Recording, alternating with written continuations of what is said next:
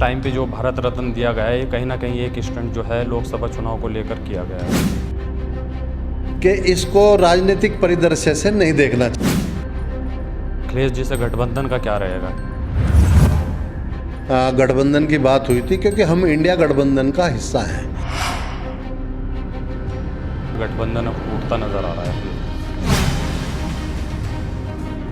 ये हमें स्वीकार नहीं था ना हमारे नेताजी को। कहीं अखिलेश जी को जो है अकेला छोड़ दिया है आप लोगों ने। मैंने कहा दबाव की राजनीति बिल्कुल नहीं करेंगे। चौधरी चरण सिंह जी को जो है भारतीय जनता पार्टी के द्वारा भारत रत्न दिया गया है, उसी पर बात करने के लिए हमारे साथ मौजूद हैं जो कि कहीं ना कहीं राष्ट्रीय खेल प्रकोष्ठ के अध्यक्ष भी हैं। उनसे सीधी बात करते हैं कि किस तरह से इस मामले को देखते हैं। चौधरी साहब, पहले तो सबसे पहले आपका स्वागत है जे न्यूज़ पर। धन्यवाद, बहुत बहुत धन्यवाद।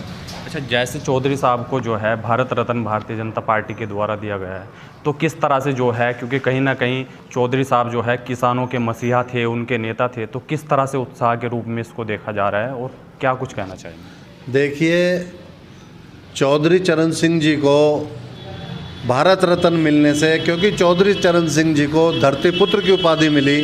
धरती पुत्र, किसानों के मसीहा, हमारे पूर्व प्रधानमंत्री, किसानों के देश के महान किसान नेता, उनको भारत रत्न दिया गया है।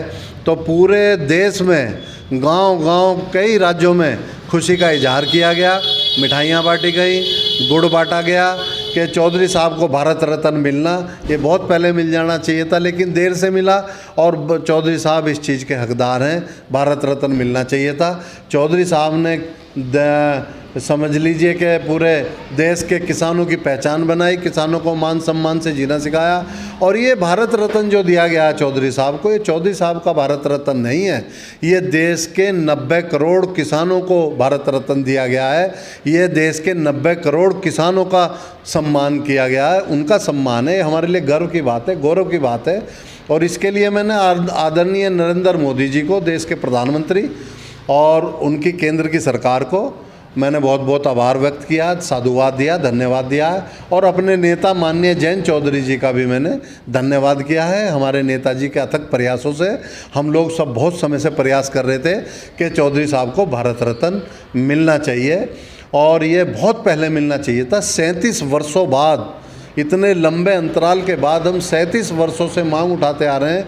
37 वर्षों के बाद चौधरी चरण सिंह जी को भारत रत्न दिया गया है। हम बहुत बहुत धन्यवाद देते हैं। और आज सब रालोद कार्यकर्ताओं ने मिलकर खुशी का इजहार किया, मिठाइयाँ बांटी, और मोहल्ले में भी मिठाई हम लोगों ने बंटवाई है। सब लोग बहुत खुश हैं चौधरी साहब को भारत रत्न मिलने से।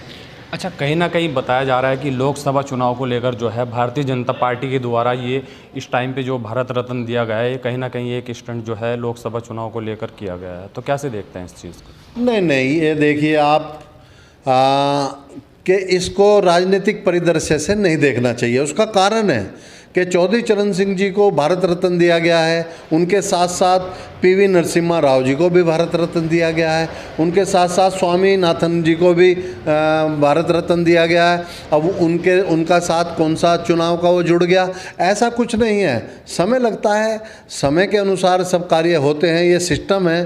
अब केंद्र सरकार के सिस्टम में वो चीज़ आई और उन्होंने सही समय समझा, सही वो समझा, तो उन्होंने भारत रत्न दिया है। अच्छा, गठबंधन की अगर बात करें तो अब अखिलेश जी से गठबंधन का क्या रहेगा? कितनी सीटों पर आप लोगों की बात हुई थी, या गठबंधन अब टूटता नज़र आ रहा है अखिलेश जी से? नहीं, हमारे माननीय अखिलेश यादव जी से गठबंधन की बात हुई थी क्योंकि हम इंडिया गठबंधन का हिस्सा हैं। हम इंडिया गठबंधन में रह के चुनाव लड़ने जा रहे थे लोकसभा का, और 7 सीटों पर जैसे कि उनकी तरफ से घोषणा की गई थी, अभी कोई फाइनल नहीं हुआ था। 7 सीटों की घोषणा करने के बाद उन्होंने दबाव बनाया कि 4 सीटों पर हमारा कैंडिडेट होगा समाजवादी पार्टी का, और सिंबल राष्ट्रीय लोकदल का होगा। ये हमें स्वीकार नहीं था, ना हमारे नेताजी को, ना राष्ट्रीय लोकदल के एक एक कार्यकर्ता पदाधिकारी को ये स्वीकार था, और इसको हमने सिरे से नकार दिया। मैंने कहा दबाव की राजनीति बिल्कुल नहीं करेंगे, ना हमारे नेता जयंत चौधरी जी किसी के दबाव में आते हैं।